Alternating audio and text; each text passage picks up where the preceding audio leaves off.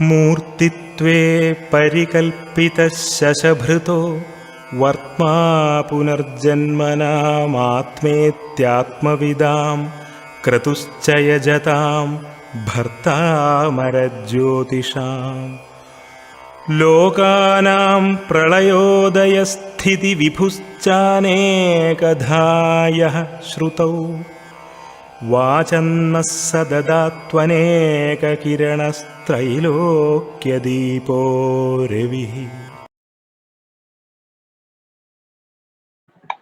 കേൾക്കാം സാറേ, കേൾക്കാം. നമസ്കാരം. നമുക്കിന്ന് 8ഉം 9ഉം 8ാമത്തെ ചാപ്റ്ററാണ്. അതില് ഈ ഗ്രഹങ്ങളുടെ പഞ്ചഭൂതം, അതായത് പൊതുവിൽ ഈ പ്രപഞ്ചവും മനുഷ്യനും ലോകവും എല്ലാം നിർമ്മിച്ചിരിക്കുന്നത് പഞ്ചഭൂതം കൊണ്ടാണ്. അപ്പൊ ആ പഞ്ചഭൂതങ്ങളിൽ ഓരോ ഗ്രഹങ്ങൾക്കും ഈ പഞ്ചഭൂതങ്ങളുടെ തത്വങ്ങളുണ്ട്. ഈ ഏഴാമത്തെ ചാപ്റ്ററില് തീരാനായിട്ടുണ്ടല്ലോ. ബുധൻ വരെ പറഞ്ഞിട്ടുള്ളൂ, അത് കഴിഞ്ഞിട്ട് പറഞ്ഞില്ലല്ലോ, എടുത്തിട്ടില്ലല്ലോ. ഞാനില്ലാത്തോണ്ടാണോന്ന് അറിയില്ല. ഏഴാമത്തേലോ 25/3/2025 അവസാനം ഞാൻ കയറിയിരിക്കുന്നത്. എനിക്കറിയില്ല. ഗ്രഹകാരകത്വമാണോ സാർ പറഞ്ഞു? അതെ. ശരി. ഗ്രഹകാരകത്വം നമ്മൾ ബുധൻ വരെ പറഞ്ഞോളൂ അല്ലേ? കാര്യം ഇടയ്ക്ക് കുറച്ച് ഗ്യാപ്പ് ആയതുകൊണ്ടാണ് നമുക്ക്. ശരി. അപ്പൊ നമുക്ക് അടുത്ത് അങ്ങനെയാണെങ്കിൽ വ്യാഴം, അടുത്ത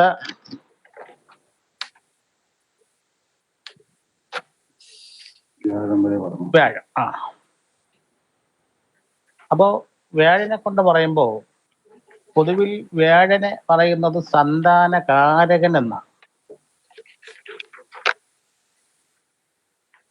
അപ്പൊ ഈ സന്താനകാരകൻ മാത്രമല്ല വ്യാഴം, ഏറ്റവും കൂടുതൽ ഭാവങ്ങളിൽ, ലഗ്നം മുതൽ ഏറ്റവും കൂടുതൽ ഭാവങ്ങളിൽ കാരകത്വമുള്ള ഗ്രഹം വ്യാഴനാണ്. അതായത് ഒന്ന് ശ്രദ്ധിക്കുക, ഈ 2ാം ഭാവം നമ്മൾ പറയും ധനത്തിന്റെ സ്ഥാനം, അതായത് ഒരാളിന്റെ സാമ്പത്തിക സ്ഥിതി എങ്ങനെ ഇരിക്കും, അത് നമുക്ക് കാണിച്ചു തരുന്നത് വ്യാഴനാണ്. അതേപോലെ ഒരാളിന്റെ സന്താനം, അപ്പൊ സന്താന ഭാവത്തിന്റെ കാരകനും വ്യാഴനാണ്. അതേപോലെ 9ാം ഭാവം കൊണ്ട് നമ്മൾ പിതൃസ്ഥാനം എന്ന് പറയും. അപ്പോൾ ആ പിതൃസ്ഥാനത്തിന്റെ യഥാർത്ഥം പറഞ്ഞാൽ 9ാം ഭാവത്തിന് 2 കാരകന്മാരുണ്ട്. അപ്പൊ അതിൽ പിതാവിന്റെ കാരകത്വം പറയുന്നത് രവിക്കും, ഈ പൂർവജന്മം തുടങ്ങിയ കാര്യങ്ങളെയെല്ലാം പറയുന്നത് വ്യാഴനെ കൊണ്ടാണ്. അതേപോലെ 11ാം ഭാവം, അതായത് ഒരാളിന്റെ വരുമാനം, ആ വരുമാനത്തിന്റെ കാര്യം പറയുന്നതും അല്ലെങ്കിൽ വരുമാനത്തിന്റെ തോത് നിശ്ചയിക്കുന്നതും വ്യാഴനാണ്. ചുരുക്കി പറഞ്ഞാൽ മനുഷ്യനുമായി വളരെയധികം ബന്ധമുള്ള ഒരു ഗ്രഹമാണ് വ്യാഴം. വ്യാഴൻ ഒരു സാത്വിക ഗ്രഹമാണ്. വ്യാഴന്റെ രത്നം എന്ന് പറയുന്നത് സ്വർണമാണ്. വ്യാഴന്റെ രത്നം എന്ന് പറയുന്നത് മഞ്ഞപ്പുഷ്യരകമാണ്. ലോഹം എന്ന് പറയുന്നത് സ്വർണമാണ്. അപ്പോൾ അവിടെ നമ്മൾ ഈ ഗ്രഹങ്ങളുടെ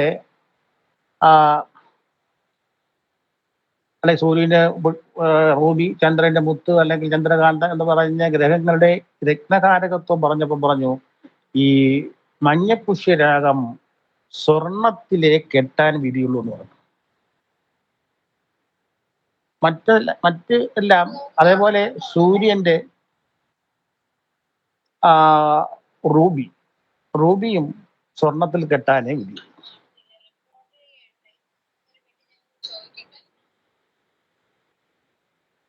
അപ്പോ ധനസമ്പാദനം, പുത്രന്മാര്, ബന്ധുക്കള്, ബുദ്ധിശക്തി, ചൈതന്യം, ശരീരസുഖം, ശ്രേഷ്ഠത, കീർത്തി, ദൈവഭക്തി, ദയവ്, ഭാര്യാസുഖം അല്ലെങ്കിൽ ഭർത്തൃസുഖം, അതായത് സ്ത്രീയുടെ ഭർത്തൃകാരകത്വം വ്യാഴനാണ്. അതായത് സ്ത്രീയുടെയും പുരുഷന്റെയും, അത് പ്രത്യേകം നോട്ട് ചെയ്യണം, സ്ത്രീയുടെയും പുരുഷന്റെയും 7ാം ഭാവത്തിന്റെ കാരകൻ അല്ലെങ്കിൽ മദനകാരകൻ അല്ലെങ്കിൽ വിവാഹകാരകൻ ശുക്രൻ തന്നെയാണ്. അപ്പോ സ്ത്രീയുടെ ഭർതൃകാരകൻ വേഴൻ എന്ന് പറയും. അതേപോലെ പുരുഷന്റെ ഭാര്യാകാരകത്വം സ്ത്രീക്കാണ്. അപ്പൊ നിങ്ങൾ ജ്യോതിഷം പ്രാക്ടീസ് ചെയ്യുമ്പോൾ ഒരു സ്ത്രീ വന്ന് എൻ്റെ ഭർത്താവിന്റെ കാര്യമാണ് അറിയേണ്ടതെന്ന് പറയുമ്പോൾ നമ്മൾ ഏഴാം ഭാവവും ഏഴാം ഭാവാധിപനെയും ശുക്രനെ കൂടാതെ വേഴൻ, അതായത് ഭർതൃകാരകൻ എന്ന് പറഞ്ഞാൽ വേഴനാണ്. അതാണ് ഇവിടെ ഭാര്യാസുഖം അല്ലെങ്കിൽ ഭർതൃസുഖം എന്ന് പറഞ്ഞിട്ടുള്ളത്. പിന്നെ സ്വാത്വിക സ്വഭാവം, ആ സൽഗതി, ബുദ്ധി, ഉത്തമ പ്രവൃത്തി, സുഖ സൗഭാഗ്യാദികൾ, വടക്ക് കിഴക്ക്, അതായത് ഈശാന കോണിന്റെ അധിപനാണ് വ്യാഴം. പിന്നെ പൗരോഹിത്യ വിഭാഗത്തിലുള്ളവർ, അതായത് ഈ വ്യാഴത്തിന്റെ ആധിക്യം ജാതകത്തിൽ കൂടുതലുള്ളവരാണ് ഈ ആത്മീയത അല്ലെങ്കിൽ ആത്മീയതയിലോ അല്ലെങ്കിൽ ആത്മീയ പ്രഭാഷകരോ അല്ലെങ്കിൽ അതേപോലുള്ള ഈ ഈശ്വരീയമായ ചിന്തകളിൽ, അതേപോലെ രത്നങ്ങൾ, ആരോഗ്യമുള്ള ശരീരം, അതാണ് ആരോഗ്യ, അവിടെ ഒരു സാധനം വിട്ടുപോയി, അതിനൊന്ന് പൂരിപ്പിച്ചോളൂ. ആരോഗ്യ ഗാത്രം, സൂക്ഷിപ്പ് കേന്ദ്രം, ആചാര്യന്റെ ശാപം, ത്യാഗം, ഭൗതികമായ ഇന്ദ്രിയങ്ങളുടെ നിയന്ത്രണം. അരോഗഗാത്രമാണ്. അരോഗഗാത്രമാണ്. പിന്നെ അതെ, ആ ഭൗതികമായ ഇന്ദ്രിയങ്ങളുടെ നിയന്ത്രണം. അതായത് അപ്പം ഈ നേരത്തെ പറഞ്ഞു, ഈ സ്വാമിമാര് അല്ലെങ്കിൽ ഈ ആത്മീയ മേഖലയിൽ പ്രവർത്തിക്കുന്നവർക്ക് അവർക്ക് ഈ ഭൗതികമായ ഇന്ദ്രിയങ്ങളുടെ നിയന്ത്രണം വേണം. ആ ഭൗതികമായ ഇന്ദ്രിയങ്ങളുടെ സ്വാധീനം ശുക്രനാണ്. എന്നാൽ ഏറ്റവും വലിയ വിരോധാഭാസം എന്ന് പറഞ്ഞാൽ ഭൗതിക സുഖങ്ങൾ അല്ലെങ്കിൽ ആത്മീയ ചൈതന്യമൊക്കെ ഒരു കൊടുക്കുന്ന വ്യക്തിക്ക് കൊടുക്കുന്ന വേഴന്റെ രാശിയിലാണ് ഭൗതിക സുഖങ്ങളുടെ കാരകനായ ശുക്രന്റെ ഉച്ചരാശി. ആ ഉച്ചരാശി എന്ന് പറഞ്ഞാലോ രാശിചക്രത്തിന്റെ 12ാമത്തെ രാശിയാണ്. ആ 12ാമത്തെ രാശിയെയും സിംബോളിക്കാരാണ്. അവിടെ വന്നിരിക്കുന്നത് മീനൻ രാശി, അവിടുത്തെ സിമ്പൽ എന്ന് പറഞ്ഞാൽ മീനാണ്. 2 മീനുകൾ, തലയും വാലും ചേർത്തിരിക്കുന്ന മീൻ. അവിടെയാണ് സമുദ്രമാണ്. അപ്പൊ ജീവിതമാകുന്ന സാഗരം നീന്തിക്കടക്കുന്നതിന് എന്ത് വേണം? നമുക്ക് പുരുഷാർത്ഥത്തിൽ കൂടി ജീവിക്കുന്നതായിരിക്കും നല്ലതെന്നാണ് ആചാര്യം പറയുന്നത്. അല്ലെങ്കിൽ ഭഗവാൻ പറയുന്നത് തന്നെ, ഈ പുരുഷാർത്ഥത്തിൽ ജീവിച്ച്, ഏതാണ് പുരുഷാർത്ഥം? ധർമ്മ, അർത്ഥ, കാമ, മോക്ഷങ്ങൾ. ഈ ധർമ്മ, അർത്ഥ, കാമ, മോക്ഷങ്ങൾ എന്ന് പറയുമ്പോൾ ധർമ്മത്തിൽ കൂടി, അതായത് നല്ല പ്രവൃത്തികൾ ചെയ്യുക, അതിൽ കൂടി നീ അർത്ഥം ഉണ്ടാക്കുക, അതിൽ കൂടി നിന്റെ കാമം എന്ന് പറയുമ്പോൾ സെക്ഷുവാലിറ്റി അല്ല, നമ്മളുടെ ആഗ്രഹങ്ങൾ. അതിൽ സെക്സും വരും, എങ്കിലും നമ്മളുടെ ആഗ്രഹങ്ങൾ, ഇപ്പൊ വീട് വയ്ക്കണം, അല്ലെങ്കിൽ കാറ് വാങ്ങണം, കുട്ടികളെ പഠിപ്പിക്കണം, അങ്ങനെയുള്ള പല വിധത്തിലുള്ള നമ്മളുടെ ആഗ്രഹങ്ങളെല്ലാം അല്ലെങ്കിൽ സബലീകരിക്കുന്നതിന്റെ ഇടയിൽ ഭഗവാനെ വിളിക്കുന്നതാണ് ഇഷ്ടം. അപ്പോൾ അങ്ങനെ നമ്മൾ പുരുഷാർത്ഥത്തിൽ ജീവിക്കാം, എന്നിട്ട് ഭഗവാനെ വിളിക്കുന്നതാണ് ഭഗവാൻ ഇഷ്ടമെന്ന് പറയും. അതും സിംബോളിക്കായിട്ട് തന്നെ ജീവിത സാഗരം നീന്തിക്കടന്നിട്ട് 12 നമ്മളുടെ മോക്ഷപ്രാപ്തി. 12ൽ വ്യാഴവോ അല്ലെങ്കിൽ കേതുവോ ബലവാനായിട്ട് നിന്നു കഴിഞ്ഞാൽ ആ വ്യക്തിക്ക് എന്താണ്? മോക്ഷപ്രാപ്തി. മോക്ഷം എന്ന് പറയുമ്പോൾ പുനർജന്മമില്ല.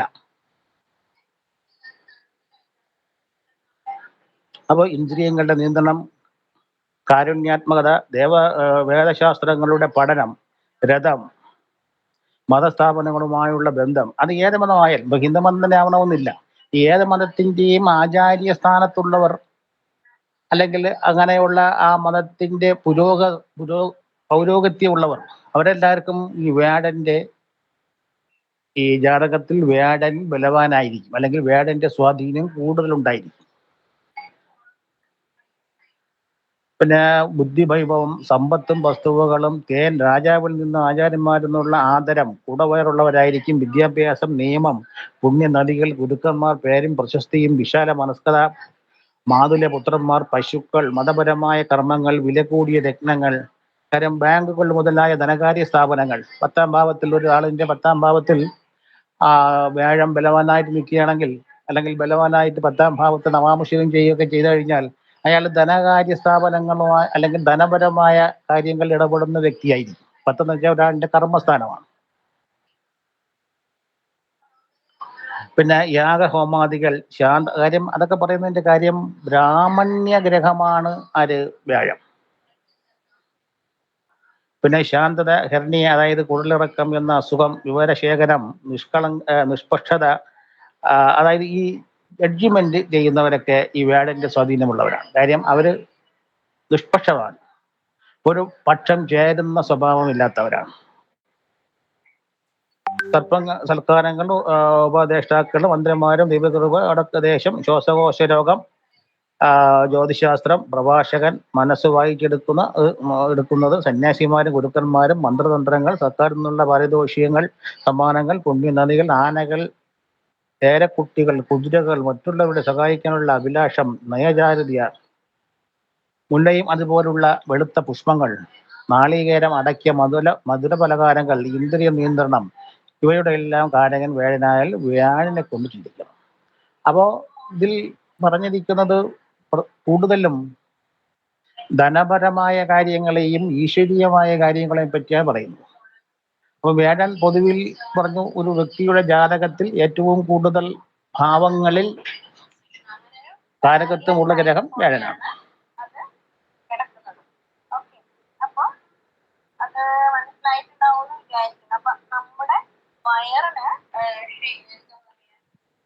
അതേപോലെ അടുത്തുള്ളത് ശുക്രൻ.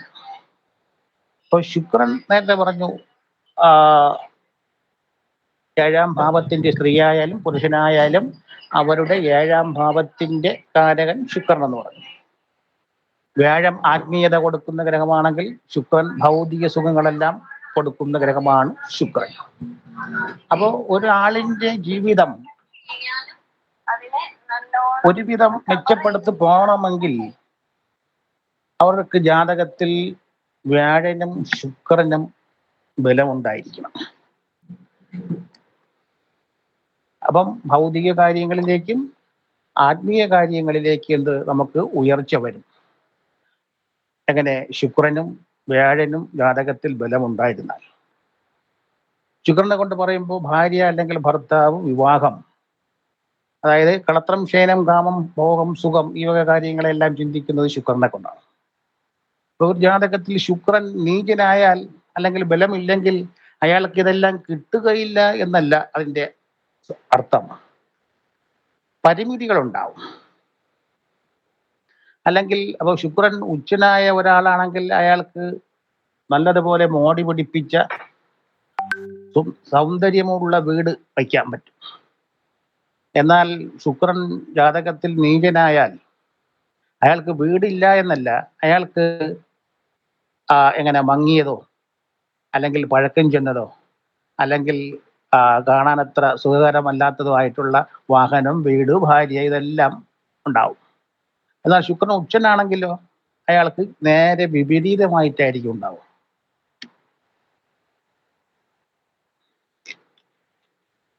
പിന്നെ ശുക്രൻ കൊണ്ട് പറയുമ്പോൾ നമ്മൾ സാധാരണ ഈ പൊരുത്ത വിഷയങ്ങളിൽ നക്ഷത്രാൽ പൊരുത്തം പിന്നെ നോക്കാറുള്ളത് ചൊവ്വാദോഷത്തിന് പരിഹാരമുണ്ടോ, വേദദോഷത്തിന് പരിഹാരമുണ്ടോ, പാപസാമ്യമുണ്ടോ, രജ്ജുദോഷമുണ്ടോ എന്നൊക്കെയുള്ള ചില കാര്യങ്ങളൊക്കെയാണ് സാധാരണയായി നോക്കാറുള്ളത്. എന്നാൽ ഒരു ജാതകത്തിൽ സ്ത്രീയായാലും പുരുഷനായാലും, പ്രത്യേകിച്ചും സ്ത്രീ ജാതകത്തിൽ ശുക്രന്റെ ചതുർത്ഥങ്ങളിൽ, അതായത് ശുക്രൻ നിൽക്കുന്ന രാശിയുടെ 4-ലോ 8-ലോ പാപഗ്രഹങ്ങൾ നിന്നാൽ ആ സ്ത്രീക്ക് അല്ലെങ്കിൽ ആ പുരുഷന് ജായാവധം, അതായത് പങ്കാളി മരണപ്പെടുമെന്നാണ്. ഇത് നമ്മളുടെ ഈ പൊരുത്ത വിഷയത്തിലൊന്നും പറയുന്നില്ല. അതേപോലെ സന്താന വിഷയത്തിലും പുരുഷനെ സംബന്ധിച്ചാണെങ്കിൽ സന്താന വിഷയത്തിലും 5-ാം ഭാവാധിപനും 5-ാം ഭാവകാരകനായ വ്യാഴനും മാത്രം ബലം പോരാ. ശുക്രനാണ് ആ ഒരു പുരുഷന്റെ ബീജത്തിന്റെ ക്വാളിറ്റി, ക്വാണ്ടിറ്റി അല്ലെങ്കിൽ ബീജങ്ങളുടെ എണ്ണം ഇതെല്ലാം നിശ്ചയിക്കുന്നത് ശുക്രനാണ്. സ്ത്രീജാതകത്തിലാണെങ്കിൽ ചന്ദ്രനും 5-ാം ഭാവാധിപനും 5-ാം ഭാവകാരകനായ വ്യാഴത്തിന് പുറമെ ചൊവ്വയ്ക്കും ചന്ദ്രനും ബലം വേണം. അപ്പം ചൊവ്വയ്ക്ക് രക്തത്തിന്റെ കാരകത്വവും ചൊവ്വയ്ക്ക് പിത്തത്തിന്റെ കാരകത്വവും ചന്ദ്രന് രക്തത്തിന്റെ കാരകത്വമാണ്. ഈ രക്തവും പിത്തവും കൂടി ചേരുമ്പോഴാണ് ഈ സ്ത്രീകൾക്ക് ഈ മന്ത്ലി സൈക്കിൾ രൂപപ്പെടുന്നത്. അപ്പൊ സന്താനോൽപാദനത്തിന് സ്ത്രീകളെ സംബന്ധിച്ച് മന്ത്ലി സൈക്കിൾ ക്ലിയർ അല്ലെങ്കിൽ സന്താനോൽപാദന ശേഷി കുറയും. ഈ വിവരങ്ങളൊന്നും സാധാരണ നമ്മൾ പൊരുത്ത വിഷയത്തിൽ വരുന്നില്ല. അപ്പൊ ഇവിടെ പുരുഷജാതകത്തിൽ പറഞ്ഞപ്പോ വ്യാഴനെ കൂടാതെ അല്ലെങ്കിൽ അഞ്ചാം ഭാവകാരകനായ വ്യാഴൻ ശുക്രനെ കൂടാതെ പിന്നെ പറയുന്നത് രവിക്കാണ്. രവി എന്ന് പറഞ്ഞാൽ പൊട്ടൻഷ്യാലിറ്റി കൊടുക്കുന്ന ഗ്രഹമാണ്, പൊട്ടൻഷ്യാലിറ്റി. അപ്പം ശുക്രന് ഒരു ജാതകത്തിൽ വ്യാഴനെ പോലെ തന്നെ വളരെയധികം പ്രാധാന്യമുണ്ട്. പ്രത്യേകിച്ചും സൗന്ദര്യത്തിന്റെ കാര്യത്തിൽ, അല്ലെങ്കിൽ സൗന്ദര്യ ആരാധനയുടെ കാര്യത്തിൽ, അല്ലെങ്കിൽ നൃത്തങ്ങളോ പാട്ടുകളോ ലളിത കലകളിലുള്ള താല്പര്യം, പടം വരയ്ക്കുക, അല്ലെങ്കിൽ കരകൗശല വസ്തുക്കൾ ഉണ്ടാക്കുക, ശില്പങ്ങൾ ഉണ്ടാക്കുക, ഇതെല്ലാം ശുക്രന്റെ ആശ്രയിച്ചിരിക്കും. പിന്നെ ശുക്രനും ബുധനുമായിട്ട് 10ാം ഭാവത്തിൽ ബന്ധപ്പെടുകയാണെങ്കിൽ അയാള് IT ഫീൽഡായിരിക്കും. ഗൃഹങ്ങളും വാഹനങ്ങളും, കൂട്ടുകച്ചവടം, സൗകുമാര്യം, സമ്പത്ത്, വസ്ത്രം, ആഭരണം, നിധി, മൈഥുനം, വാഹനം, ഐശ്വര്യം, സംഗീതം, നാട്യം, കവിത്വം, കാതികത്വം. അതായത് കാതികത്വം എന്ന് പറഞ്ഞാൽ കവിത്വം പോലെ തന്നെ, അതായത് കഥാപ്രസംഗം. അതായത് ഒരു സംഗതിയെ പറഞ്ഞ് ഇങ്ങനെ തന്മയത്വത്തോടുകൂടി പറഞ്ഞ് അനുവാചകർക്ക് മനസ്സിലാക്കി കൊടുക്കാനുള്ള കഴിവ്, അതാണ് കാതികത്വം. കഥാപ്രസംഗനാകണമെന്നില്ല. പിന്നെ മന്ത്രിത്വം, ബഹുസ്ത്രീ അല്ലെങ്കിൽ പുരുഷ സംഗമം, അതായത് അന്യപുരുഷന്മാരുമായിട്ടോ അല്ലെങ്കിൽ അന്യ സ്ത്രീകളുമായിട്ടോ ഉള്ള ബന്ധം. ശുക്രൻ ഉച്ചനാണെങ്കിൽ അത് നല്ല നിലയിലുള്ളതായിരിക്കും, സ്റ്റാറ്റസ് എല്ലാം നിലനിർത്തിക്കൊണ്ടുണ്ടായിരിക്കും. ശുക്രൻ മോശപ്പെട്ട അവസ്ഥയിലാണെങ്കിൽ തനിക്കോ തന്റെ കുടുംബത്തിനോ ചേരാത്ത അവസ്ഥയിലുള്ള. അപ്പൊ ഇവിടെ പറയുന്നത് രാഹുവും ശുക്രനുമായി ബന്ധപ്പെട്ട് കഴിഞ്ഞാൽ, അതും പ്രത്യേകിച്ചും 5ലോ 7ലോ ഒക്കെ ആണെങ്കിൽ ആ സ്ത്രീയായാലും പുരുഷനായാലും രതി വൈകൃതമുള്ള ആളായിരിക്കും എന്നാണ്. പിന്നെ മദന വ്യാപാരം. ഈ മദന വ്യാപാരം എന്താണ്?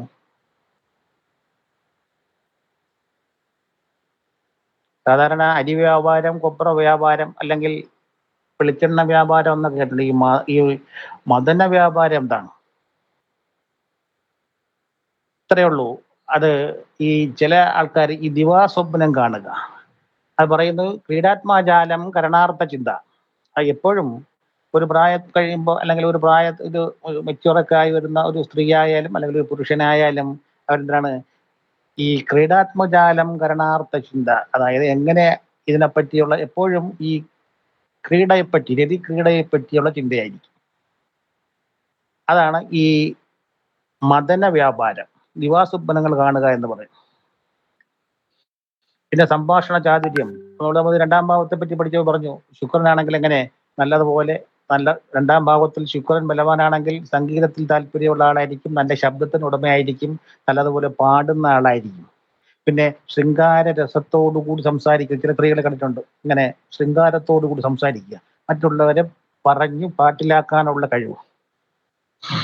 പിന്നെ അലങ്കാരം, ഈ ശയനോപകരണങ്ങൾ, ഈ ഫാൻസി ഐറ്റങ്ങളെല്ലാം ഈ ശുക്രന്റെ കാരകത്വം. അതായത് അത് മാത്രമല്ല, ഈ സുഗന്ധദ്രവ്യങ്ങൾ, അത് സ്പ്രേ ആവാം, അല്ലെങ്കിൽ ഓത്തിടുന്ന സ്നോ ആവാം, ഏതായാലും ശരി, ഈ സുഗന്ധദ്രവ്യങ്ങളെല്ലാം വരുന്നത് ഈ ശുക്രന്റെ കാരകത്വത്തിൽ. പിന്നെ മദ്യം വരുന്നതും ശുക്രന്റെ കാരകത്വത്തിലാണ്. ശുക്രൻ 2ാം ഭാവത്തിൽ മോശപ്പെട്ട അവസ്ഥയിലാണെങ്കിൽ അയാൾ എന്ത് ചെയ്യും? താഴ്ന്ന തരം മദ്യം കഴിക്കും. അതേസമയം 2ാം ഭാവത്തിൽ ശുക്രൻ ഉച്ചനായൊക്കെ വരുന്ന ആളാണെങ്കിലോ അയാൾ മുന്തിയ തരം മദ്യം കഴിക്കുന്ന ആളായിരിക്കും.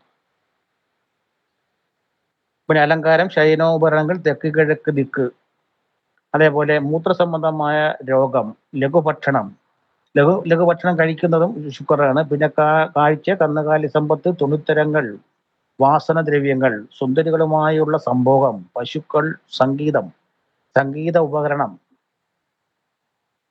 കാമാന്തതയും കാമാസക്തിയും, പുല്ലാങ്കുഴൽ, രത്നങ്ങൾ, ആഭരണങ്ങൾ, കച്ചവടം, തൈരും പാലും, സ്വാദിഷ്ട ഭക്ഷണവും, സംഗീതം, ധനം, സമ്പത്ത്, കുത്സിതരായ സ്ത്രീകളിൽ നിന്നുള്ള ശല്യം, ഗുഹ്യരോഗങ്ങൾ, പൂക്കൾ, സമ്പത്തിന്റെ ദേവത, സുഗന്ധദ്രവ്യങ്ങൾ, ബീജം, പടർന്നു വരുന്ന വള്ളികൾ. അതായത് ഈ ശുക്രന്റെ നിറം എന്ന് പറഞ്ഞാൽ വെളുപ്പാണ്. അപ്പോൾ ഈ പിച്ചി അല്ലെങ്കിൽ മുല്ല അല്ലെങ്കിൽ അതേപോലെ വള്ളികൾ വഴി ഉണ്ടാകുന്ന വെളുത്ത പുഷ്പങ്ങളെല്ലാം ശുക്രന്റെ കാരകത്വം.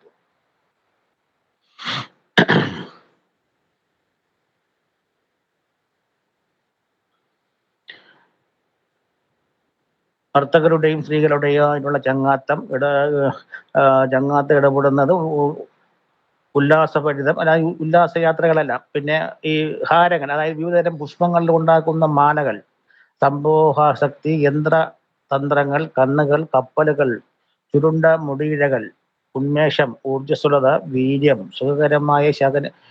സുഖദായകമായ ശയനോപകരണങ്ങൾ, ശുഭ്രവസ്ത്രങ്ങളോടുള്ള ഇഷ്ടം. അതായത് 5ാം ഭാവത്തിൽ ശുക്രൻ ബലവാനാണെങ്കിൽ ഇങ്ങനെ ഈ വെളുത്ത വസ്ത്രങ്ങളോട് അല്ലെങ്കിൽ വെള്ളി ഇത് വെള്ളി ആഭരണങ്ങളോടോ അല്ലെങ്കിൽ വെളുത്ത വസ്ത്രങ്ങളോടോ അല്ലെങ്കിൽ ഈ എന്ത് പറയും, ചില വാഹനങ്ങളൊക്കെ ചില ആൾക്കാർ ഉപയോഗിക്കുന്ന അറിയാം, റെയർ കളറായിരിക്കും, അവർക്ക് ആ കളറിനോടായിരിക്കും ഇഷ്ടം. അങ്ങനെ ആ ശുക്രന്റെ കാരകത്വം ആ വ്യക്തിക്കുള്ളത് കൊണ്ടാണ് അയാൾക്ക് ആ പ്രത്യേകതരം ആഷ് കളറിലുള്ള അല്ലെങ്കിൽ സിൽവർ കളറിലുള്ള ചില കാറുകൾ നിങ്ങൾ കണ്ടു കാണും, ചില വാഹനങ്ങൾ കണ്ടു കാണും. അതിലൊക്കെ ആയിരിക്കും അവർക്കുള്ള ഭ്രമം.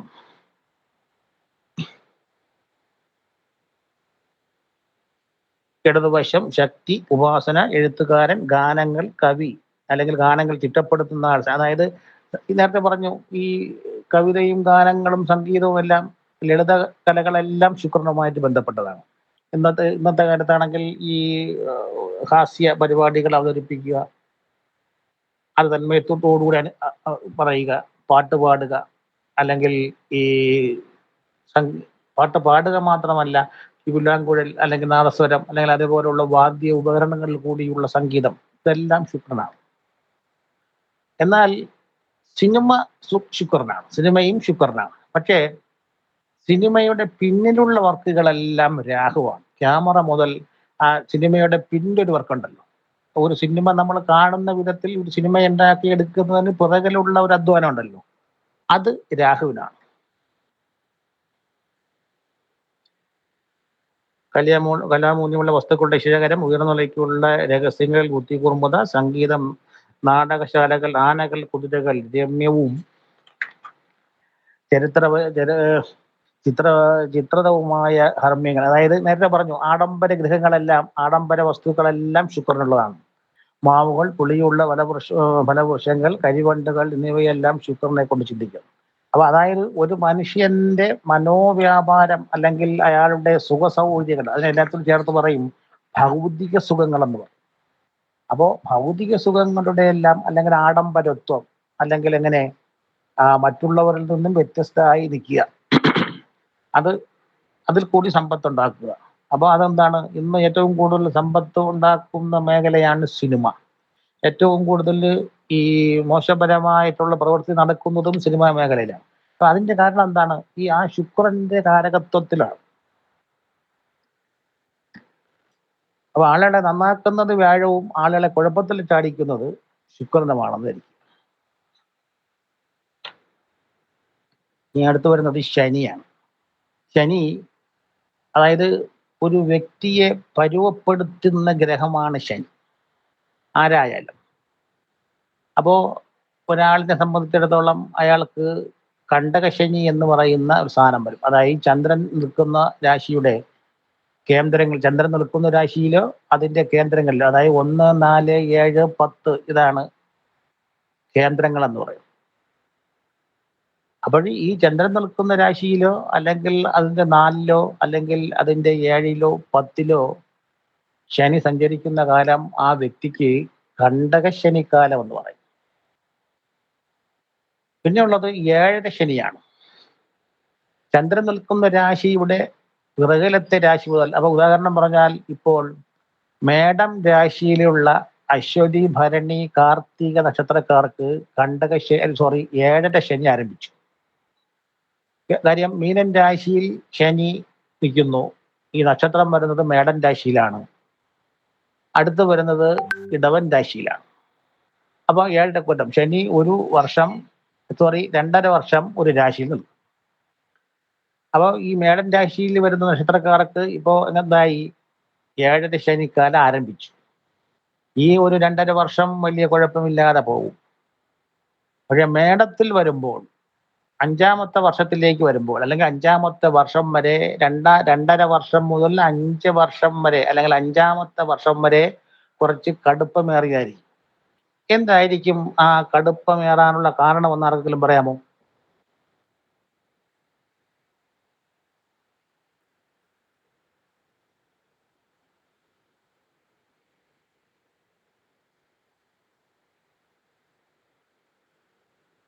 മേടൻ രാശിയിൽ നക്ഷത്രക്കാർക്ക് ഇപ്പോ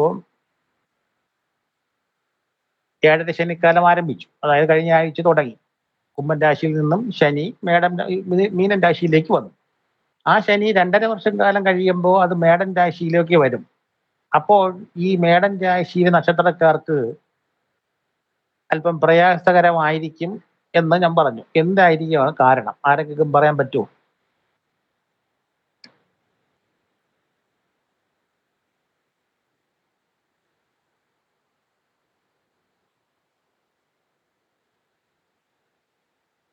പേരിൽ ആർക്കെങ്കിലും പറയാൻ പറ്റുമോ?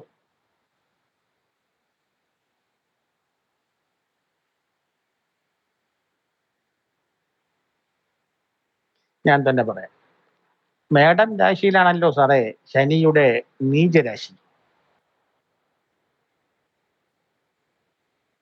ഇപ്പൊ ഒരു ഗ്രഹം നീചനായി വരുമ്പോൾ ആ നക്ഷത്രക്കാർക്ക് എന്തായിരിക്കും പ്രശ്നം ഉണ്ടാകുന്നത്?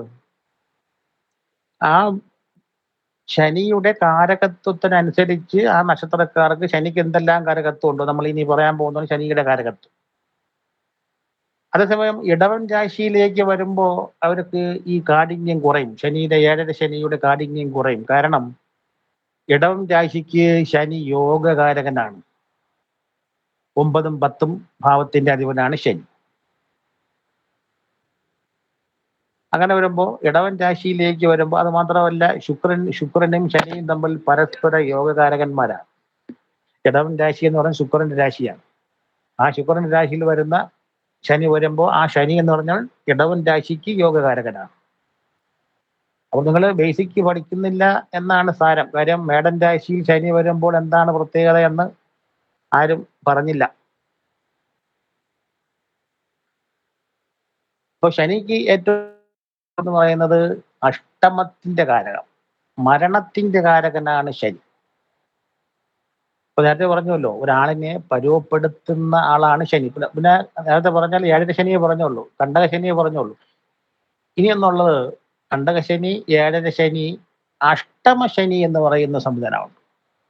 അതായത് ലഗ്നാലോ ചന്ദ്രാലോ ശനി അഷ്ടമത്തിൽ കൂടി സഞ്ചരിക്കുന്ന കാലം ആ വ്യക്തിയെ സംബന്ധിച്ച് അയാൾക്ക് എന്തായിരിക്കും? പ്രശ്നമായിരിക്കും. മറ്റ് ഒരു ഗ്രഹങ്ങൾക്കും ഇല്ലാത്ത ഒരു പ്രത്യേകതയാണ്. അതായത് മഹാദേവനെ പോലും ശനി ബാധിച്ചു എന്നുള്ളതാണ്. അപ്പം ശനിയെ പറയുന്ന പേര് അഷ്ടമത്തിന്റെ കാരകൻ അല്ലെങ്കിൽ മരണകാരകൻ ശനിയാണ്. മരണം, രോഗം, ദാസം. ആ ദാസഭാവം നമ്മൾ എടുത്തു പറയേണ്ടതാണ്. അപ്പൊ നമ്മൾ ഗ്രഹങ്ങളുടെ പറ്റി പറഞ്ഞപ്പോൾ സൂര്യൻ ചക്രവർത്തി എന്നും, ചന്ദ്രൻ രാജ്ഞി എന്നും, ചൊവ്വ സൈന്യാധിപനെന്നും, ബുധനെ യുവരാജാവെന്നും, വ്യാഴവും ശുക്രനും 2 ഗുരുക്കന്മാർ അല്ലെങ്കിൽ 2 മന്ത്രിമാരെന്ന് പറഞ്ഞു. ശനിയെ പറഞ്ഞു ഭൃത്യൻ എന്ന് പറഞ്ഞു, സേവകൻ. ഇപ്പൊ സേവകനും അല്ലെങ്കിൽ ദാസനും, അത് പെട്ടെന്ന് നിങ്ങൾക്ക് മനസ്സിലാവണമെങ്കിൽ ഈ ഉയർന്ന പട്ടാള ഉദ്യോഗസ്ഥരോ അല്ലെങ്കിൽ ഉയർന്ന ഈ പോലീസ് ഉദ്യോഗസ്ഥരോ അവരെ കൂടെ അവര് എവിടെയെങ്കിലും പോകണമെങ്കിൽ അവരെ പെട്ടിയെടുത്ത് കാറിനകത്ത് വയ്ക്കാനും, അല്ലെങ്കിൽ തിരിച്ചു വന്നാൽ ഈ ഡോറ് തുറന്ന് ഈ സാധനം പെട്ടിയെടുക്കാനും, അവർക്ക് കാറിനകത്ത് കയറുന്നതിന് വേണ്ടി ഡോർ തുറന്നു കൊടുക്കാനും ഒക്കെ ഉള്ള ആള്. നമ്മൾ സാധാരണ പറയും ഓർഡർലി എന്ന് പറയും. എന്നാൽ എല്ലാ പട്ടാളക്കാരും ആ ജോലി ചെയ്യാൻ താല്പര്യമുള്ളവരല്ല. എന്നാൽ ചില ആൾക്കാർ അതിലെന്ത് ചെയ്യും? വില്ലിങ് ആയി പോവും. കാരണം എന്ന് പറഞ്ഞാൽ എല്ലാവർക്കും ഈ ദാസപ്പണി ചെയ്യാൻ ഇഷ്ടമില്ല. 10ാം ഭാവത്തിൽ രവിയോ ചൊവ്വയൊക്കെ ഉള്ളവനാണെങ്കിൽ അവൻ കമാൻഡിങ് പവർ ഉള്ളവനായിരിക്കും. ആ സമയം നീചനായിട്ടാണ് ചൊവ്വയോ അല്ലെങ്കിൽ രവിയോ 10ൽ നിന്നാലും അവൻ എന്ത് ചെയ്യും? അവൻ്റെതായ രീതിയിലുള്ള അഹങ്കാരം കാണിക്കും. അതായത് ഇതേപോലെ ഈ ദാസവൃത്തിക്ക് അവന് വിട്ടില്ല. അത് മാത്രമല്ല, എപ്പോഴും കഠിനാധ്വാനം ചെയ്യേണ്ടതും ഈ ശനി 10ാം ഭാവവുമായി ബന്ധപ്പെട്ടവരാണ്. അതായത് ഈ ഇരുമ്പ് ഉരുക്കുശാലകൾ, അല്ലെങ്കിൽ ഈ കമ്പികളെല്ലാം ഉണ്ടാക്കുന്ന സ്ഥലം, പിന്നെ ഈ ചൂളകൾ, പിന്നെ ഈ ഈർച്ച മില്ലുകൾ, അവിടെയൊക്കെ എന്ന് വെച്ചാൽ വളരെയധികം കായികാധ്വാനം ചെയ്യേണ്ട ജോലികളാണ്. അതേപോലെ വലിയ വലിയ ഷിപ്പുകളിൽ നിന്നോ വാഹനങ്ങളിൽ നിന്നോ സാധനങ്ങൾ ഇറക്കുക, കയറ്റുക, ഇതൊക്കെ വളരെ ശ്രദ്ധയോടും വളരെ സാഹസത്തോടും കൂടി ചെയ്യേണ്ട ജോലിയാണ്. അങ്ങനെയുള്ള കഠിനാധ്വാന പണികളെല്ലാം വരുന്നത് ശനിക്കാണ്.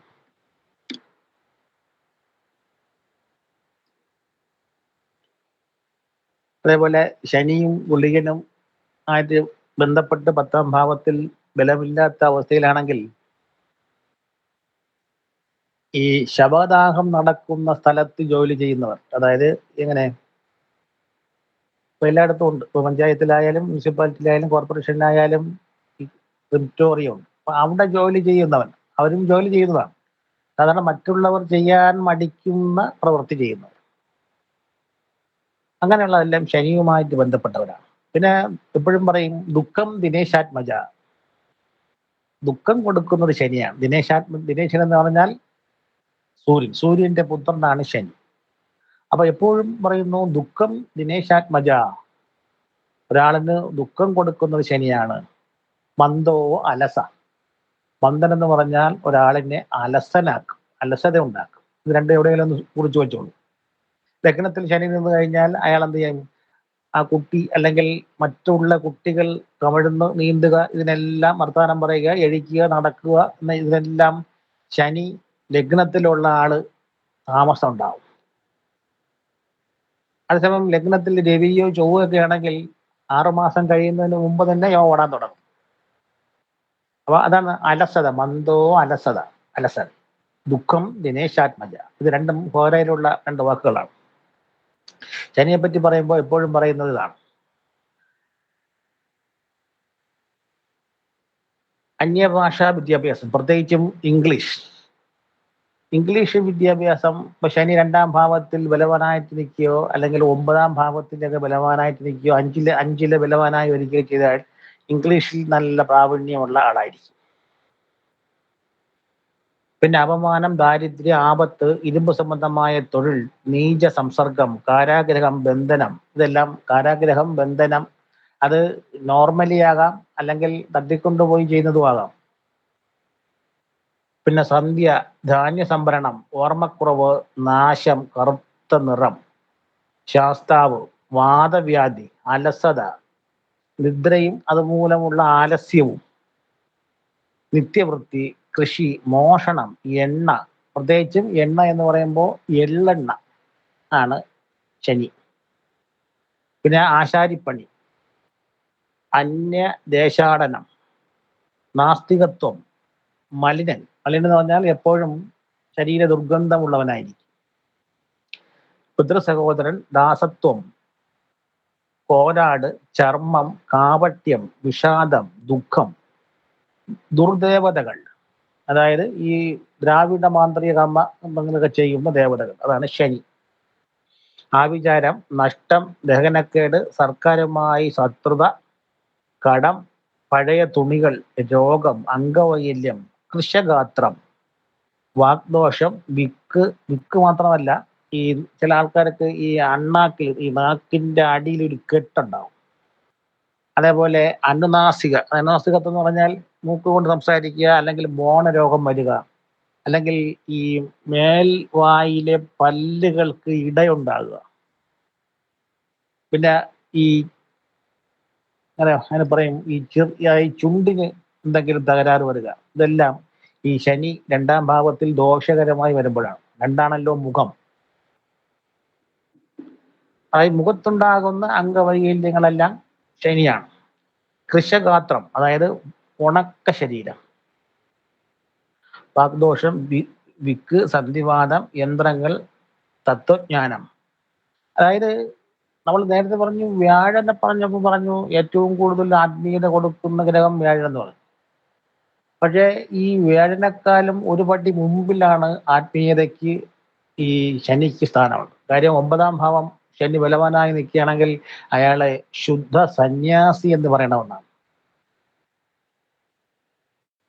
അപ്പൊ ശനി ഏറ്റവും കൂടുതൽ ബലവാനായിട്ട് വരുന്നത് എവിടെയാണ്? ഉച്ചക്ഷേത്രം, അതായത് തുലാം രാശിയിലാണ്. അപ്പം തുലാം രാശി 9ാം ഭാവമായിട്ട് വരികയാണെങ്കിൽ ശനിയുടെ രാശിയുമായ കുംഭരാശി ലഗ്നമാകണം. അപ്പം ലഗ്നാധിപൻ ഉച്ചൻ, പകരം കുംഭൻ രാശിയുടെ അധിപനാണല്ലോ ശനി. അപ്പം കുംഭൻ രാശിക്കാണല്ലോ 9ാം ഭാവം തുലാം, അത് ശനിയുടെ ഉച്ചരാശിയാണ്. അപ്പൊ ആ ഉച്ചരാശിയിൽ ശനി മറ്റു ദോഷങ്ങളൊന്നും ഇല്ലാതെ നിൽക്കുകയാണെങ്കിൽ അയാള് ശുദ്ധ സന്യാസി. അപ്പം ശുദ്ധ അല്ലാത്ത സന്യാസി ഉണ്ടോ? കപട സന്യാസികളാണെന്ന് ഏറ്റവും കൂടുതൽ നമ്മൾ ഹിമാലയത്തിലോ അല്ലെങ്കിൽ അങ്ങനെയുള്ള സ്ഥലങ്ങളിൽ ആത്മീയതയുടെ ഏറ്റവും കൂടുതലുള്ള ഹിമാലയം പോലുള്ള സ്ഥലങ്ങളിൽ ചെന്ന് കഴിഞ്ഞാൽ ഈ രാജ്യത്ത് പല പല തട്ടിപ്പ് വെട്ടിപ്പ് കൊലപാതകം എന്ന് വേണ്ട സ്ത്രീപീഡനം ഇതെല്ലാം നടത്തിയിട്ട് ഒളിച്ച് സന്യാസിയായി താമസിക്കുന്ന അനേകം പേരവിടെ ഉണ്ട്. അതാണ് എടുത്തു പറഞ്ഞത് ശുദ്ധ സന്യാസി എന്ന് പറഞ്ഞത്. അപ്പൊ ഒരാളിന്റെ ജാതകം കാണപ്പോഴറിയാമല്ലോ, ഒരുവിധം ജ്യോതിഷം കൈകാര്യം ചെയ്യാൻ അറിയുള്ള ആളാണെങ്കിൽ ഒരാളിന്റെ ജാതകം കാണുമ്പം അയാൾ എത്തരക്കാരനാണെന്ന് അറിയാൻ പറ്റും. അതാണ് ഈ ജ്യോതിഷം കൊണ്ടുള്ള ഏറ്റവും വലിയ ഗുണം. ആളിന്റെ കള്ളം കണ്ടുപിടിക്കാനുള്ള എളുപ്പം ജ്യോതിഷമാണ്. അതായത് ഒരാളിന്റെ രഹസ്യമാണ് അയാളുടെ കൈവെള്ള എന്ന് പറയുന്നത് പോലെ തന്നെ ഒരാളിന്റെ കൈവെള്ളയിലെ രേഖകൾ കണ്ടാൽ അറിയാം അയാള് നല്ല ആളാണോ അല്ലെങ്കിൽ ശുദ്ധനാണോ അല്ലെങ്കിൽ മോശപ്പെട്ട ആളാണോ അല്ലെങ്കിൽ ദുഷ്കർമ്മങ്ങൾ ചെയ്യുന്ന ആളാണോ നല്ല മനസ്സിന്റെ ഉടമയാണോ എന്ന്. അതേപോലെ തന്നെ നമ്മളുടെ ജാതകം കണ്ടാലും അല്ലെങ്കിൽ ഗ്രഹനില കണ്ടാലും അറിയാം ഒരു വ്യക്തിയെ നമുക്ക് അയാളുടെ മാനസികാവസ്ഥ, ചുരുക്കി പറഞ്ഞാൽ അയാളുടെ രഹസ്യങ്ങൾ കണ്ടുപിടിക്കാൻ പറ്റുന്നത് നമുക്ക് ഈ ഗ്രഹനിലയിൽ കൂടിയാണ്.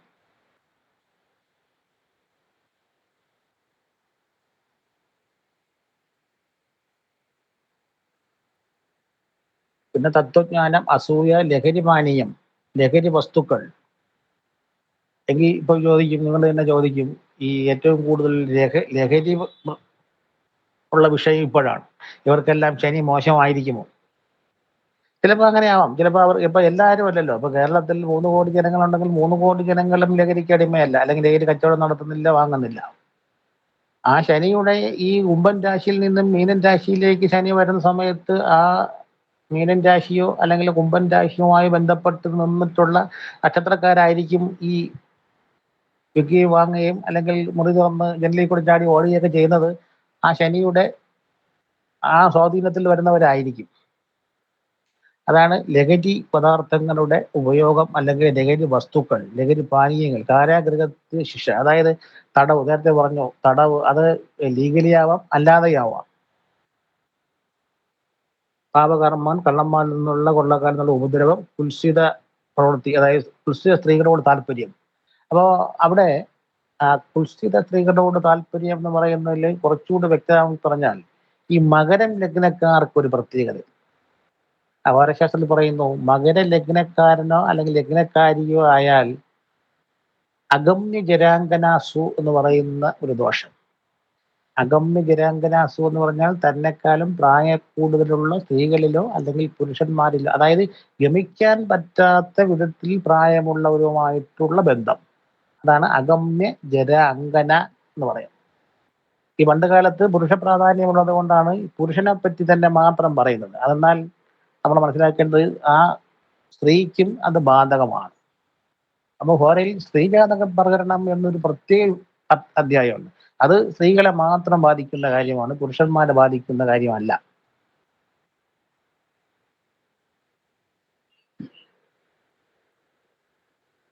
പിന്നെ കടുക്, എള്ള്, വികൃതിത്തരം, നിഷ്ഫലമായ വാക്കും പ്രസംഗവും, ശോനന്മാർ, ഉദ്യോഗസ്ഥന്മാരുടെ സേവനം, സർക്കാർ സംബന്ധമായ ബുദ്ധിമുട്ട്, പിതാവുമായുള്ള ഹൃദ്യതക്കുറവ്, വേദശാസ്ത്രങ്ങളോടുള്ള വെറുപ്പ്, ചിന്തയിലും മനസ്സിലും ആലസ്യം. നേരത്തെ പറഞ്ഞതാണ്.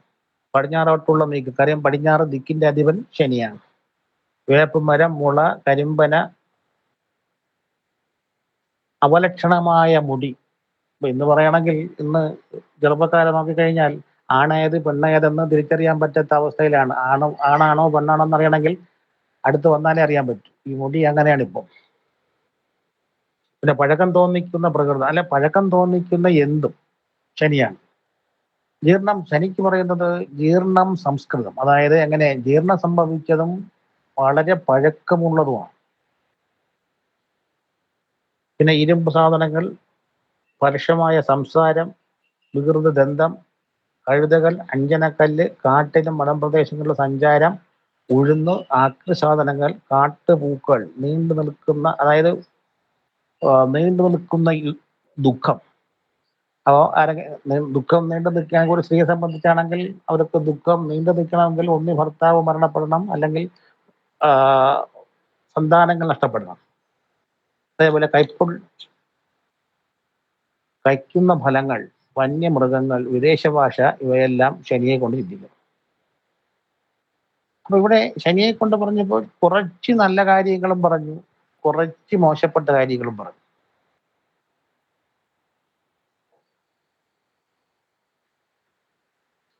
ഈ ശനിയുടെ മറ്റൊരു പ്രത്യേകത എന്ന് പറയുമ്പോൾ ശനിയുടെ ദൃഷ്ടിയിലാണ്. മറ്റ് ഗ്രഹങ്ങൾക്ക് എല്ലാ ഗ്രഹങ്ങൾക്കും ഏഴിലേക്ക് ദൃഷ്ടിയുണ്ട്. എന്നാൽ 3 ഗ്രഹങ്ങൾക്ക്, അത് വ്യാഴനും ചൊവ്വയ്ക്കും ശനിക്കുമാണ് പ്രത്യേക ദൃഷ്ടിയുള്ളത്. ആ ശനിയുടെ ദൃഷ്ടി എന്ന് പറയുമ്പോൾ 3ലേക്കും 10ലേക്കുമാണ്. അപ്പൊ എപ്പോഴും നേരത്തെ പറഞ്ഞ കണ്ടകശനി, ഏഴര ശനി, അഷ്ടമശനി എന്ന് പറയുന്നത് പോലെ ഈ ശനി ഈ 3ലേക്കും, ഇപ്പൊ നീചനായി നിൽക്കുന്ന ശനിയുടെ 3ലേക്കും 7ലേക്കും 10ലേക്കുള്ള ദൃഷ്ടിയും ആ രാശിയിൽ വരുന്ന നക്ഷത്രങ്ങളെല്ലാം, നക്ഷത്രക്കാർക്കെല്ലാം ദോഷം ചെയ്യും. അപ്പം പല വിധത്തിൽ മനുഷ്യനെ എങ്ങനെയെല്ലാം പരുവപ്പെടുത്താൻ പറ്റുമോ, ദുഃഖം കൊടുക്കാൻ പറ്റുമോ, ആലസ്യം കൊടുക്കാൻ പറ്റുമോ, അല്ലെങ്കിൽ ഇങ്ങനെ ഈ വലിയ കഠിനമായ ജോലി കഠിനാധ്വാനം ചെയ്യിക്കാൻ പറ്റുമോ എന്നൊക്കെ നോക്കുന്ന ഗ്രഹം ശനിയാണ്. എന്നാൽ പറഞ്ഞു 9ാം ഭാവത്തിൽ ശനി ബലവാനായി നിന്നാൽ അയാള് ശുദ്ധ സന്യാസിയാകുമെന്നും പറയും.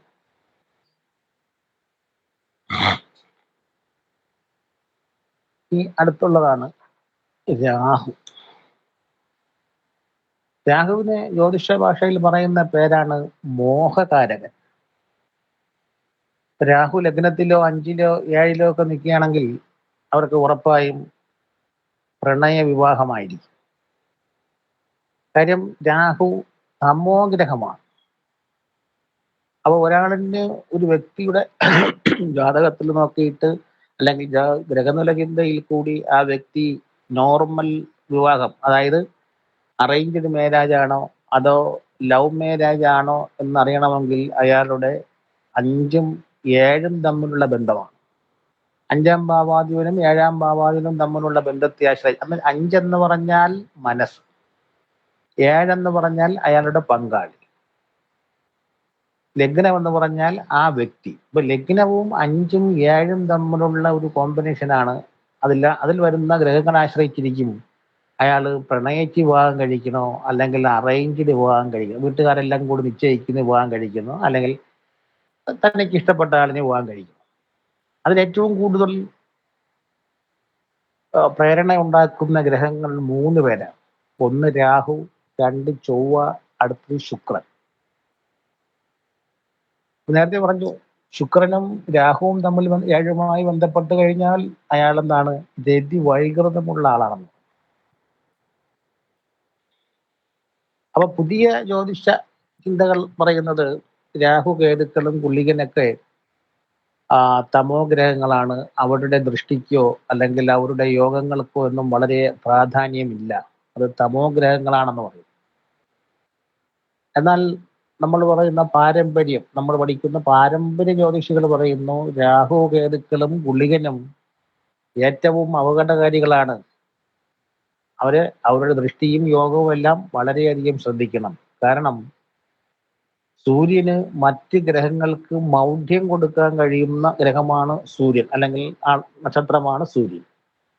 എന്നാൽ സൂര്യനെ അപ്പാടെ വിഴുങ്ങാൻ പറ്റുന്നത് ഈ രാഹു കേതുക്കൾക്കാണ്. ഗ്രഹണം നല്ല രീതിയിൽ സംഭവിച്ചു കഴിഞ്ഞാൽ ആ ഗ്രഹണത്തിന്റെ മൂർധന്യത്തിൽ ആ ഏത് പ്രദേശത്താണോ ഗ്രഹണം നടക്കുന്നത് അവിടെ മൊത്തവും ഇരുട്ടാക്കാനുള്ള കഴിവ് രാഹുവിനുണ്ട്, കേതുവിനുണ്ട്. അത് സൂര്യനെ മാത്രമല്ല ചന്ദ്രനെ ആയാലും ശരി. അപ്പൊ അത്രയും ശക്തിയുള്ള ഗ്രഹമാണ് രാഹു. അപ്പോൾ രാഹുവിന്റെ യോഗമോ ദൃഷ്ടിയോ അങ്ങനെ തള്ളിക്കളയാൻ പറ്റുന്നതല്ല. രാഹുവിനും അന്യഭാഷാ പഠനം, പ്രത്യേകിച്ചും ആംഗ്ലോ ഇന്ത്യൻ, അതായത് ഇന്നത്തെ കാലത്ത് വിവിധ ജർമ്മൻ ഭാഷ, റഷ്യൻ ഭാഷ അല്ലെങ്കിൽ ഫ്രഞ്ച് ഭാഷയൊക്കെ പഠിക്കുന്നത് അവരുടെ ജാതകത്തിൽ രാഹു 2-ൽ ബലവാനായിട്ടായിരിക്കും, അല്ലെങ്കിൽ 5-ലായിരിക്കും. 5-ൽ വരാൻ കൂടുതലും 5-ലായിരിക്കും. കാരണം 5ആണല്ലോ ഉപരിപഠനം. 5 കൊണ്ട് പറയുന്ന കാര്യങ്ങൾ എന്തൊക്കെ? പ്രജ്ഞ, മേധ, പ്രതിഭ, വിവേകശക്തി, പുരാതനം, പുണ്യം. ഈ പ്രജ്ഞയും മേധയും പ്രതിഭയും വിവേകശക്തിയും ഉള്ളവർക്ക് ഈ 2-ാം ഭാവമായ പ്രാഥമിക വിദ്യയിൽ നിന്നും ഉന്നത വിദ്യക്ക് അറിയണമെങ്കിൽ ഇതിനെല്ലാത്തിനും ബലം വേണം. ഏതൊക്കെ? പ്രജ്ഞയ്ക്കും മേധയ്ക്കും പ്രതിഭയ്ക്കും വിവേകത്തിനും വിവേകശക്തിയെല്ലാം വേണം. അതായത് ഒരു അധ്യാപകൻ പറഞ്ഞാൽ അത് മനസ്സിലായി പോണം. എന്നാൽ അതിന്റെ 5-ന്റെ 5ആയ 9 കൂടി ചേർത്താണ് വിദേശ രാജ്യങ്ങളിൽ പോയി നമ്മുടെ നാട്ടിലില്ലാത്ത വിഷയങ്ങൾ പഠിക്കുന്നതിന്. പിന്നെ വൈദ്യവിദ്യ, ചെപ്പടി വിദ്യ, രസവാസാദികൾ, അന്യഭാഷ, രസവാദം, ചെപ്പടി വിദ്യ, ഔഷധ പ്രയോഗം. അത് പ്രയാഗമല്ല, പ്രയോഗമാണ്. വൈദ്യവിദ്യ അതായത് മാജിക്കിന്റെ ആള് രാഹുവാണ്. ഈ രസവാദം അല്ലെങ്കിൽ രസവാസാദികൾ, അതായത് പണ്ട് കാലത്ത് ഈ നമ്മളുടെ ആയുർവേദത്തിന്റെ അടുത്ത ഒരു ബ്രാഞ്ചായ ഈ സിദ്ധവൈദ്യം, ഈ സിദ്ധവൈദ്യത്തിൽ ആയുർവേദത്തിൽ ഇലകളുടെയോ ചെടികളുടെയോ ചാറോ അല്ലെങ്കിൽ അതിനെ ഉണക്കി കഷായമാക്കി ഉപയോഗിക്കും. സിദ്ധവൈദ്യത്തിലാണെങ്കിൽ അവരുടെ രസത്തിനെ എടുത്ത് ഉണക്കി പൊടിച്ച് അത് ചേർക്കും. അത് യുനാനിയും ഈ സിദ്ധവൈദ്യവും ഒക്കെ ഏകദേശം ഒരേ രൂപത്തിലായിരിക്കും. അത് മാത്രമല്ല, ഈ ലോഹങ്ങളെ, അതായത് വെള്ളി, പ്രത്യേകിച്ചും വെള്ളി, സ്വർണം, മെർക്കുറി, ഇതേപോലുള്ള കാര്യങ്ങളെല്ലാം ഈ ഉള്ളിൽ കഴിക്കുന്ന വിധത്തിൽ പ്രോസസ്സ് ചെയ്യുന്നതാണ് ഈ രസവാദം. അങ്ങനെ കറക്റ്റ് പ്രോസസ്സ് ചെയ്തില്ലെങ്കിൽ കഴിക്കുമ്പോഴാണ് ഈ യുനാനി മരുന്ന് കഴിച്ചു ആള് ഈ കിഡ്നി സംബന്ധമായ അസുഖം വന്ന് മരിച്ചു എന്നൊക്കെ പറയുന്നത് ആ പ്രോസസ്സിങ് കൃത്യമാകാത്തത് കൊണ്ടാണ്. അതായത് ഇപ്പോൾ നമ്മളിപ്പം ഇപ്പോഴത്തെ റീസെന്റ് കാര്യത്തിൽ പറഞ്ഞാൽ ഏറ്റവും കൂടുതൽ സുലഭമായിട്ടുള്ള വിഷയമാണ് കഞ്ചാവ്. ഈ സാധാരണ ഈ കഞ്ചാവ് ഉള്ളിൽ മരുന്നിൽ ചേർത്ത് കഴിക്കണമെങ്കിൽ പല മരുന്നുകളിലും കഞ്ചാവ് ചേർക്കുന്നുണ്ട്. അപ്പൊ അത് ഒരു മരുന്നിന്റെ ആവശ്യത്തിൽ വരുമ്പോഴാണ് ഇത്ര അളവ് കൈവശം സൂക്ഷിക്കാം. ഈ കേസുകളെല്ലാം വിട്ടുപോകുന്ന അതാണ്. അപ്പൊ അതിൽ ഈ കഞ്ചാവ്, അത് വേറെ വിഷയം. ഈ കഞ്ചാവ് നമുക്ക് ഉള്ളിൽ കഴിക്കണമെങ്കിൽ, മറ്റു മരുന്നുകളോടൊപ്പം ചേർത്ത് ഉള്ളിൽ കഴിക്കണമെങ്കിൽ 7 പ്രാവശ്യം പാലിൽ പുഴുങ്ങി നിഴലിൽ ഉണക്കിയ ശേഷം മാത്രമേ അത് ഉള്ളിൽ കഴിക്കുന്ന മരുന്നിൽ ചേർക്കാവൂ. അല്ലാതെ കഞ്ചാവ് എടുത്ത് കഴിച്ചു കൊടുത്താൽ ആള് ചത്തു. അത്രയ്ക്ക് പവറാണ്. അപ്പൊ 7 പ്രാവശ്യം പാലിൽ പുഴുങ്ങി നിഴലിൽ ഉണക്കി എടുത്തിട്ട് വേണം ചേർക്കാനെന്നാണ് പറയുന്നത്. അതുപോലെ തന്നെ ഈ നാക്കുരണ പരിപ്പ്, നാക്കുരണകൾ, അതായത് വാചീകരണ ഔഷധത്തിൽ പ്രധാനപ്പെട്ട ഒന്നാണ് ഈ നാക്കുരണ എന്ന് പറയുന്നത്. അപ്പോൾ ഈ നാക്കുരണ പരിപ്പും ഇതേപോലെ പാലിൽ 4 5 പ്രാവശ്യം പുഴുങ്ങി ഉണക്കിയെടുത്ത് പൊടിച്ചിട്ടേ ഉള്ളിൽ കഴിക്കാൻ പറ്റും. അപ്പൊ അങ്ങനെയുള്ള പ്രോസസ്സ് ചെയ്യുന്ന ഇതാണ് ഈ രസവാസാദികൾ എന്ന് പറയുന്നത്.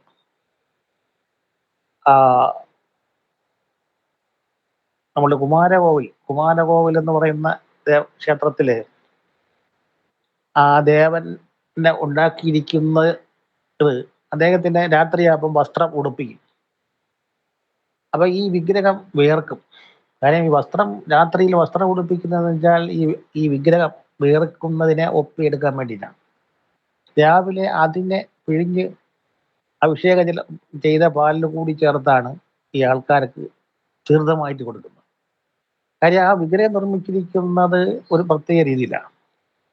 അതേപോലെ നവപാഷാണങ്ങളെ കൊണ്ടാണ് മറ്റൊരു ഈ ഒരു ക്ഷേത്രമുണ്ട്, അത്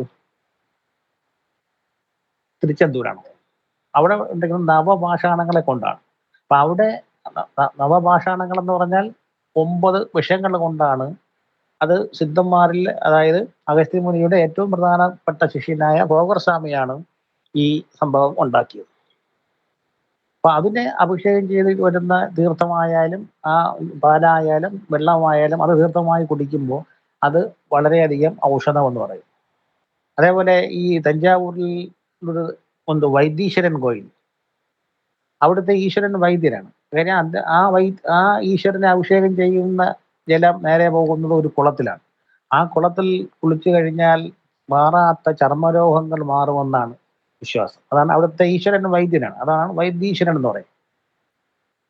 അപ്പോൾ ഇവിടെ രസവാദം, ചെപ്പടി വിദ്യ, മാജിക്, പിന്നെ ഔഷധ പ്രയോഗം, അതും ഇതുമായിട്ട് ബന്ധപ്പെട്ടത് തന്നെ. പിന്നെ പറയുന്നു വൈദ്യവിദ്യ, പ്രത്യേകിച്ചും ഈ വിഷചികിത്സ ഈ രാഹുവുമായി ബന്ധപ്പെട്ടാണ്.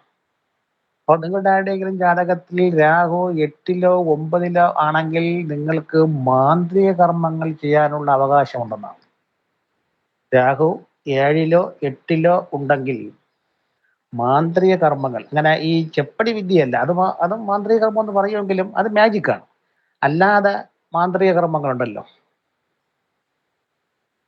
അത് ചെയ്യാനുള്ള അർഹതയുണ്ടെന്നാണ്. വൈദ്യവിദ്യ, കുഷ്ഠം മുതലായ ത്വക്ക് രോഗങ്ങൾ, ഇപ്പം അത് ഈ വെള്ളപ്പാണ്ടും വരുന്നതും ഈ, അതായത് രാഹുവിനെ കൊണ്ടുള്ള ത്വക്ക് രോഗം വരുന്നത് പ്രധാനമായിട്ടും സർപ്പ വിഷയവുമായി ബന്ധപ്പെട്ടാണ്. അതൊരു വലിയ വിഷയമാണ്. അപ്പം ഈ ഒരു ജാതകത്തിൽ അല്ലെങ്കിൽ ഒരു പ്രശ്നത്താൽ നമ്മൾ നോക്കുമ്പോൾ ഒരാളിന് അയാളുടെ ആ വ്യക്തിക്ക് അല്ലെങ്കിൽ ആ കുടുംബത്തിന് പ്രശ്നങ്ങൾ ധാരാളം ഉണ്ടെങ്കിൽ അത് നമ്മൾ പ്രത്യേകം നോട്ട് ചെയ്യേണ്ടതെന്ന് വെച്ചാൽ, ഒന്നുകിൽ അവർക്ക് സർപ്പശാപം ഉണ്ടായിരിക്കും, അല്ലെങ്കിൽ പിതൃശാപം ഉണ്ടായിരിക്കും. ഈ പിതൃശാപമോ സർപ്പശാപമോ ഉണ്ടെങ്കിൽ അവർക്ക് 7 തലമുറകൾ വരെ ഇത് ബാധിക്കുന്നു. അത് മാത്രമല്ല, പരമ്പരകളെ ബാധിക്കും. അതായത് സമയത്തിന് വിവാഹം നടക്കില്ല, വിവാഹം നടന്ന കുട്ടികളുണ്ടാവില്ല, അഥവാ കുട്ടികളുണ്ടായി കഴിഞ്ഞാൽ പ്രസവിക്കാൻ പറ്റില്ല. അങ്ങനെയുള്ള വിവിധങ്ങളായ കാര്യങ്ങൾ എന്നുണ്ടാവും ഈ സർപ്പശാപം മൂലവും പിതൃശാപവും മൂലം ഉണ്ടാവും. ത്വക്ക് രോഗങ്ങൾ, സർപ്പം, പിതാമഹൻ, അതായത് മുത്തച്ഛൻ, സ്വപ്നങ്ങൾ, ആ സ്വപ്നങ്ങൾ എന്ന് പറയുമ്പം ദുർസ്വപ്നങ്ങളാണ്. പിന്നെ കളവ്, വാചാലത, തെക്കോട്ട് അഭിമുഖം, ആഭിമുഖ്യം, അപസ്മാരം, കാരാഗ്രഹവാസം, ക്ഷുദ്രപ്രയോഗം, ആവിചാരം, ഉഴുന്ന്, തിമിരം, ദുർദേവത, നിരതെറ്റിയ പല്ലുകൾ, വനങ്ങൾ, വിദേശവാസം. ഇപ്പോൾ ഒരാളിനെ കണ്ടു അയാൾക്ക് നിരതെറ്റിയ പല്ലുകളാണെങ്കിൽ എന്തെന്ന് ഊഹിക്കാം, അയാളുടെ 2-ാം ഭാവത്തിൽ രാഹു മോശപ്പെട്ട് നിൽക്കുന്നു എന്ന് നമുക്ക് വിചാരിക്കാം. ഒരാളിനെ കണ്ടു, അയാൾക്ക് വായിൽ നിരതെറ്റിയ പല്ലുകളാണെങ്കിൽ ഇതെല്ലാം നോട്ട് ചെയ്ത് വെച്ചിട്ട് കഴിഞ്ഞാൽ നമുക്ക് പ്രത്യേകം ആളിനെ കണ്ടാൽ തന്നെ അറിയാം ഗ്രഹം എവിടെ നിൽക്കുന്നു എന്നുള്ളതാണ്. വനങ്ങൾ, വിദേശവാസം, കുടുംബത്തിനോ സമൂഹത്തിനോ വിരുദ്ധമായ വാണിജ്യം നടത്തുക, ഇതെന്താണെന്ന് മനസ്സിലായല്ലോ. ഹീനജാതിയിലുള്ളവരുമായി സഹവാസം, അതാണ് നേരത്തെ പറഞ്ഞത്. രാഹു ലഗ്നത്തിലോ 5-ലോ 7-ലോ ആണെങ്കിൽ തനിക്ക് താഴ്ന്നവരുമായിട്ടുള്ള, അല്ലെങ്കിൽ തന്റെ നിലവാരത്തിൽ തനിക്കോ തന്റെ കുടുംബത്തിനോ ചേർന്ന അതല്ലാത്തവരുമായിട്ടുള്ള ബന്ധം.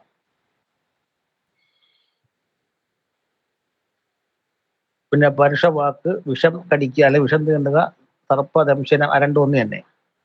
ഇരുമ്പ് സാധനങ്ങളുടെ നിർമ്മാണം, ശംഖ്, കക്ക ഇത്യാദികൾ. മൃഗായ വിധുവനം, അതായത് വേട്ടയ്ക്ക് പോവുക. മതവിശ്വാസം ഇല്ലായ്മ,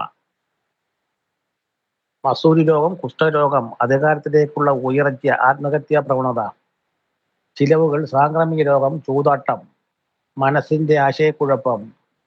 ഇത് സാധാരണ നമ്മൾ ഉപയോഗിക്കുന്ന ഗൗളി ചൊല്ലുക, അല്ലെങ്കിൽ ഗൗളി വിളിച്ചു കഴിഞ്ഞാൽ അത് ഗൗളി ശാസ്ത്രം പ്രത്യേകമുണ്ട്. പെട്ടെന്നുള്ള വേദന, കരൾ, പിത്താശയ നീക്കി രോഗം, വിക്ക്, ഇവയോടെ എല്ലാം കാരകൻ രാഹുവ. അപ്പൊ രാഹു ഒരു സംഭവമാണെങ്കിലും ഈ രാഹു ദശയിലാണ് ഈ ഒരാൾക്കാർ അയാൾക്ക് രാഹുദശ വരുമ്പോഴാണ് അവർക്ക് ചിലപ്പോൾ ജോലി കിട്ടുക, വാഹനം വാങ്ങുക, വിവാഹം കഴിക്കുക, വീട് കിട്ടുക, വീട് ഉണ്ടാക്കുക, ഇതെല്ലാം ചെയ്യുന്നത് രാഹുദശയിലാണ്. അപ്പൊ രാഹു കൊടുക്കുകയും ചെയ്യും, എടുക്കുകയും ചെയ്യും. പിന്നെ ഇതേപോലെ ഈ ഗൂഢശാസ്ത്രങ്ങൾ, അപ്പൊ നിങ്ങൾ നേരത്തെ ഞാൻ പറഞ്ഞു, നിങ്ങളുടെ 8-ലോ 9-ലോ രാഹു ഉണ്ടെങ്കിൽ നിങ്ങൾക്ക് ഗൂഢശാസ്ത്രം പഠിക്കാനോ അല്ലെങ്കിൽ ഗൂഢകർമ്മങ്ങൾ, മാന്ത്രിക വിദ്യകളോ ചെയ്യാനുള്ള അവകാശമുണ്ടെന്നാണ്. പിന്നെ ഉള്ളത്, അപ്പൊ രാഹുവിനെ ശനിയെ പോലെ ചിന്തിക്കണമെന്നും കേതുവിനെ ചൊവ്വയെ പോലെ ചിന്തിക്കണമെന്നാണ്. അപ്പോൾ ശനിക്ക് പറയുന്ന കാര്യങ്ങളെല്ലാം രാഹുവിന് പറയുന്ന കാര്യങ്ങളെല്ലാം ശനിക്കും ബാധകമാണ്. അതേപോലെ കേതുവിന് പറയുന്ന കാര്യങ്ങൾ ചൊവ്വയ്ക്കും ബാധകമാണ്, ചൊവ്വയ്ക്ക് പറയുന്ന കാര്യങ്ങളെല്ലാം കേതുവിനും ബാധകമാണ്.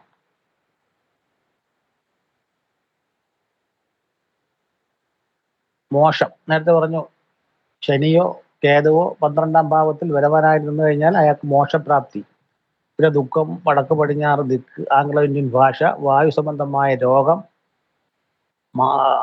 മാതാമഹൻ, മുറിവ്, വ്രണങ്ങൾ, പെട്ടെന്നുള്ള മരണം,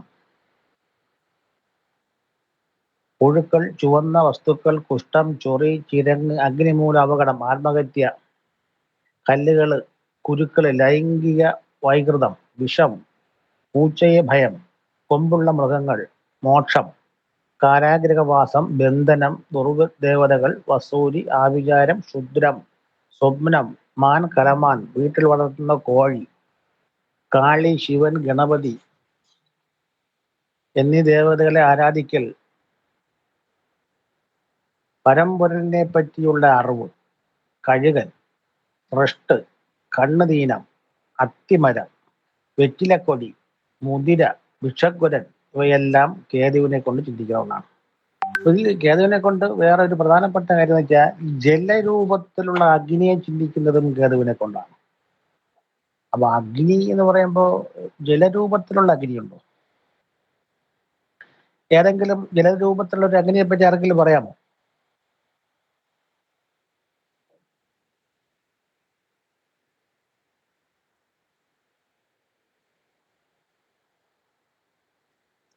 കേൾക്കുന്നുണ്ടോ സാറേ? ജലരൂപത്തിലുള്ള അഗ്നിയെ പറ്റി ആർക്കെങ്കിലും വല്ല പിടിയുണ്ടോ? ഈ ഉരുക്കൊക്കെ ഉരുക്കിയെടുക്കുന്ന അതെ, അതായത് ലോഹങ്ങളെ ഉരുക്കുന്ന, ഫർണസുകളിൽ ലോഹങ്ങളെ ഉരുക്കുന്നത്. അതേപോലെ ലാവ, ഈ അഗ്നിപർവ്വ സ്ഫോടനത്തിൽ വന്ന് ലാവ. ഏറ്റവും എടുക്കുമ്പോൾ നമുക്ക് റീസെന്റ് ആയിട്ട് അറിയാന്നുള്ളത് ആസിഡ് എന്ന് പറഞ്ഞാൽ ജലരൂപത്തിലുള്ള അഗ്നിയാണ്. അത് നമ്മുടെ ശരീരത്തിലൊക്കെ വീഴുന്നു കഴിഞ്ഞാൽ ആ ഭാഗം തീ പൊള്ളലേറ്റതുപോലെ തന്നെ നശിച്ചു പോകും, മരണത്തിന് കാരണമാവും. അപ്പോൾ ഈ ജലരൂപത്തിലുള്ള അഗ്നി എന്ന് പറയുന്നത് ഈ കേതുവിന് പറയുന്ന കാര്യമാണ്, കേതുവിന്റെ കാരകത്തിൽ വരുന്നതാണ്. അപ്പം ചൊവ്വയെ കൊണ്ടും രവിയെ കൊണ്ടും അഗ്നി പറയാം. എന്നാൽ ഈ ഇടിമിന്നൽ അല്ലെങ്കിൽ ഈ ഇടി വീഴുക, അല്ലെങ്കിൽ വീടിനോട് ചേർന്ന് ട്രാൻസ്ഫോർമർ ഇരിക്കുക, ഇതെല്ലാം വരുന്നത് ആ ചൊവ്വയുടെ കാരകത്വത്തിലാണ്. അതായത് വീടിനോട് ചേർന്ന് ട്രാൻസ്ഫോമർ ഉണ്ടെങ്കിൽ ആ വീട്ടിലുള്ള അന്തേവാസികൾക്ക് എപ്പോഴും അതിന്റെ വൈബ്രേഷൻ അനുഭവപ്പെടും. അതേപോലെ അതുകൊണ്ടാണ് ഈ 11 kV ലൈനിന്റെ താഴെ, ഈ 11 kV പോകുന്ന വഴിയിലെല്ലാം അവര് KSEB സ്ഥലം അക്വയർ ചെയ്തിട്ട് അവിടെ വീട് വയ്ക്കാൻ പാടില്ല എന്ന് പറയുന്നതും, ഉയരമുള്ള മരങ്ങൾ നട്ടുപിടിപ്പിക്കാൻ പാടില്ല എന്ന് പറയുന്നതിന്റെ കാരണം അതാണ്.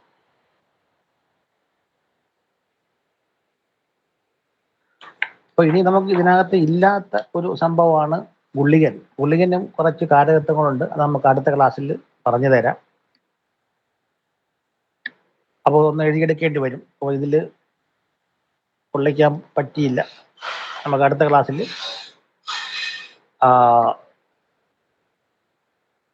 ഗുളികനെ പറ്റി കുറച്ച് കാരകത്വം, അതായത് അഴുക്ക് ചാല് അല്ലെങ്കിൽ വൃത്തിഹീനമായ സ്ഥലം, ആവിചാരം ഇരിക്കുന്ന സ്ഥലം, പിന്നെ ഈ മുള്ള്, സൂചി, പഴുതാര, അങ്ങനെ പറയുന്ന കുറെ കാര്യങ്ങളൊക്കെ ഉണ്ട്.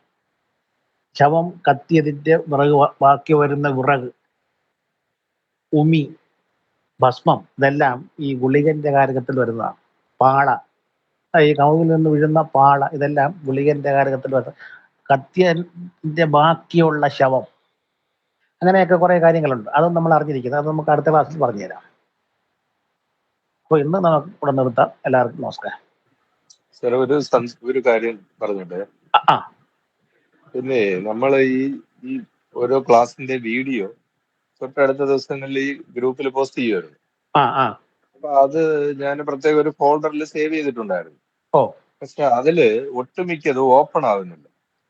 അപ്പൊ അത് നമ്മളത് ഒന്നുകൂടെ ആ വീഡിയോ ഒന്നുകൂടെ കേൾക്കാനായിട്ട് ശ്രമിക്കുമ്പോ കേൾക്കാൻ അത് പറ്റുന്നില്ല. ഓപ്പൺ പ്രൈവറ്റ് ആണ് എന്ന് പറഞ്ഞ് മെസ്സേജ് കാണിക്കുന്നു, ഓപ്പൺ ആവുന്നില്ല. അപ്പൊ അതൊന്ന് ഓപ്പൺ ആയി കിട്ടിയാൽ കൊള്ളായിരുന്നു. കാരണം നമ്മൾ ഈ ക്ലാസ് റിപ്പീറ്റ് ചെയ്ത് കേൾക്കുമ്പോഴാണ് നമുക്ക് കുറച്ചുകൂടെ. പറയാം സാറേ, പറയാം.